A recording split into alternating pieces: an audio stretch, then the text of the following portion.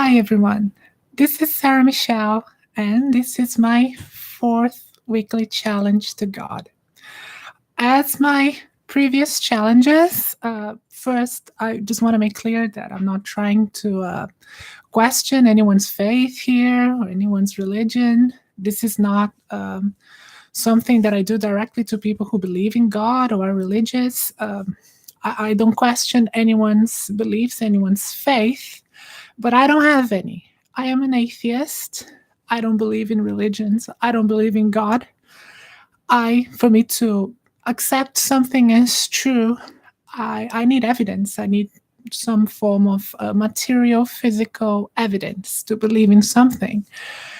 So I do this every week as a challenge to God directly to provide some evidence to me. So for the next 10 minutes or so, I'm going to be talking about the topic that I chose today is metaphysicality. I'm going to be talking about it for the next 10 minutes. And during this time, it's live. This is live. So the challenge is for God to provide me with some evidence during this 10 minutes that I'll be talking about it.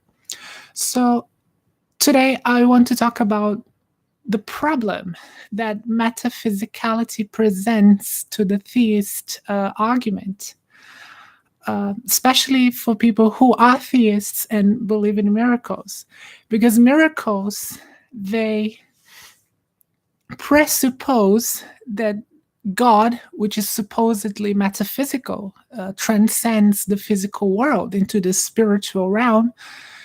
Miracles presuppose that this God somehow can materialize itself or himself into the physical world. Now, theists claim that God created the universe, which make God omnipotent. His energy or his power is greater than the totality of the universe. So for this being that exists outside the physical realm to interact with the physical realm would have to somehow materialize himself to be able to do that sort of manipulation of the physical universe. But if God is greater than the entire universe, when he interacts with the physical universe, wouldn't he simply swallow the entire physical universe for him being greater than it? Wouldn't he just destroy everything if he interacts with the physical universe? Or he just materializes a little part of him? So if God, for example, saves a child from an accident, from dying in an accident, did that mean that God just materialized a little tiny part of himself in order to save that child specifically? How does that work? Now, this is a problem that I think it's a very serious logical problem that the idea of metaphysicality presents, and I really don't remember ever seeing a theist even talking about this. I actually don't even remember anyone really challenging a theist regarding this problem. And I think this is something that presents quite a challenge to the idea of a metaphysical God. Another thing that I think it's a big challenge to the idea of metaphysical God is the idea of a creation, of a metaphysical being creating the physical world. How would a being that transcends the physical create the physical known universe, the known realm? Most creation myths from other religion, they don't have a metaphysical origin of things. Their God is physical. They might have the idea of a soul, but even the soul, the idea of the soul, for example, for the Greeks, the Romans, it's some sort of physical soul. For the Buddhists, the same thing. It's they call the vital energy, the life essence, this sort of thing. It's physical. It's in your body. The soul for most theists, for Christians, Jews, Muslims, the soul is metaphysical. The soul it transcends the physical realm.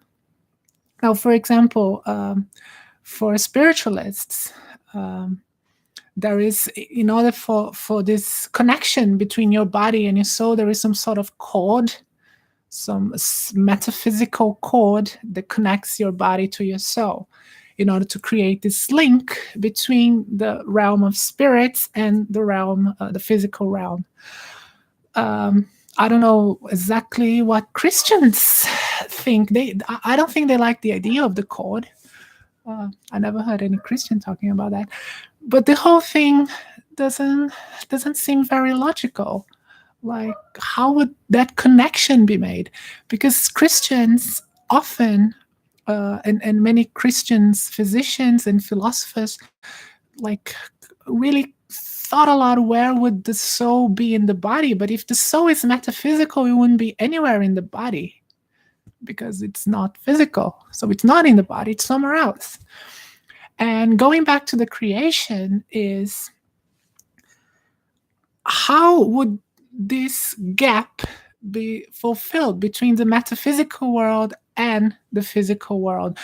Because since most creation myths, usually you have a god manipulating some raw material to create the universe, or a god literally cutting part of his or her body to create the universe, or gods giving birth, goddesses giving birth to planets and to stars, and thus creating the universe. The Abrahamic religion, the theist God, he doesn't do any of that. The theist God is actually the God that creates things out of nothing, out of thin air. Like, the idea of the creation myth for the Christians and for the Muslims, the Jews, is that God think about creating something, and that poof, that thing materializes out of nothing. And I find it funny that the main argument they have against the Big Bang theory is that something cannot come out of nothing. Well, except when it comes to their God, because their God creates things, create an entire universe out of absolutely nothing.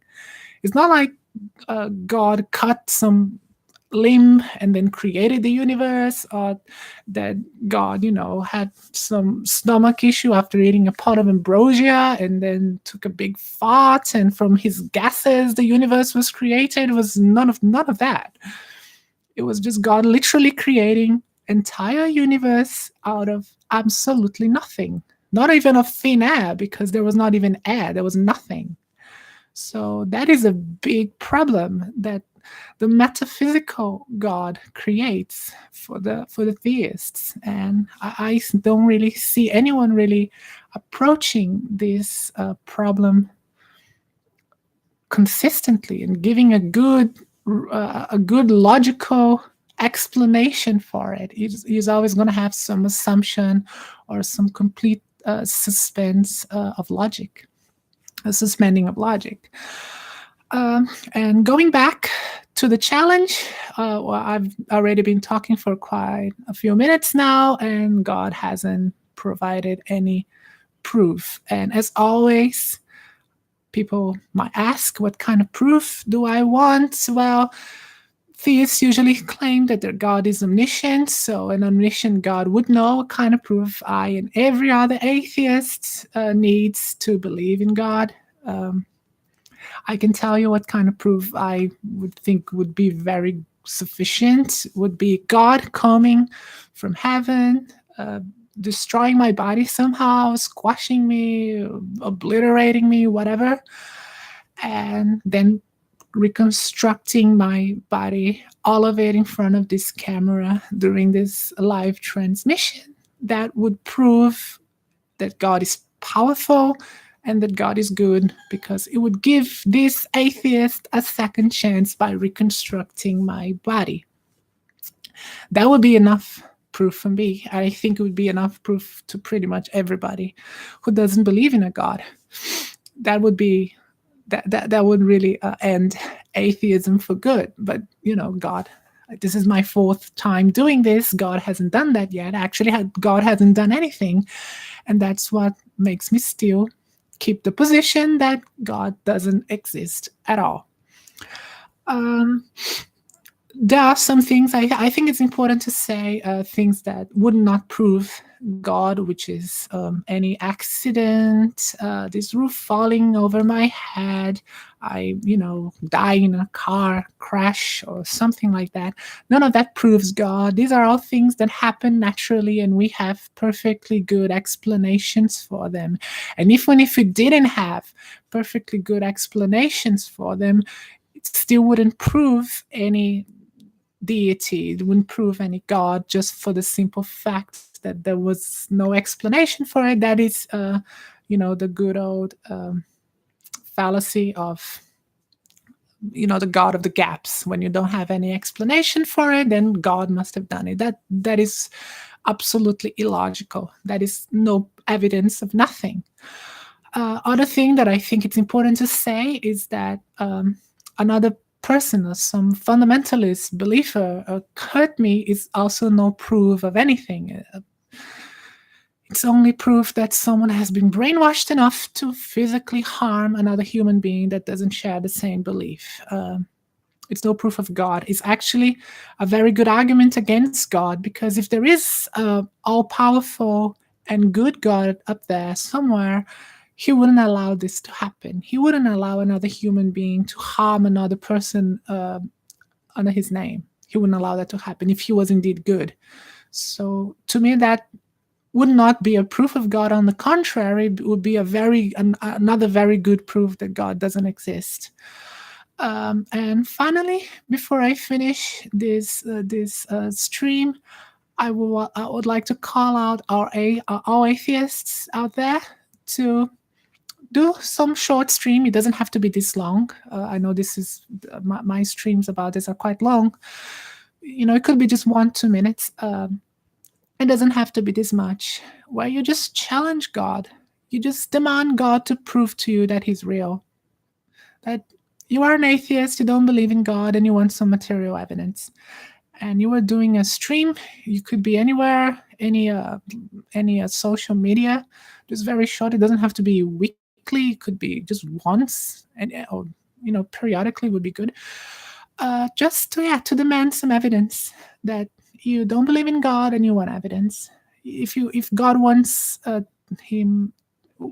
us atheists to believe in him, he has to prove to us that he exists. And I think that would show to people how many atheists really exist, because I think people really underestimate the number of atheists and non-believers in the world. Even people who don't call themselves atheists but don't believe in any religion or don't believe in any God. I think people underestimate it. It will be good to show to people, to believers, how many non-believers exist. And also to just show that, we are not afraid of exposing our lack of belief, that we don't fear any public shame or any thing of the sort for doing so. I live in Australia, and here people are much more tolerant to atheism, but I come from Latin America. I come from Brazil, where Christianity is very, very strong, and being an atheist can actually put you into trouble. In some countries, especially Muslim countries, being an atheist can actually get you killed. So I think it's important for the world to know how many of us are out there, and we are just not going to accept being bullied into believing in something that we simply don't believe, that we need evidence to believe. So, well, once again, thank you for watching. I've been Sarah Michel, and I'll see you next time. Thank you very much. Cheers.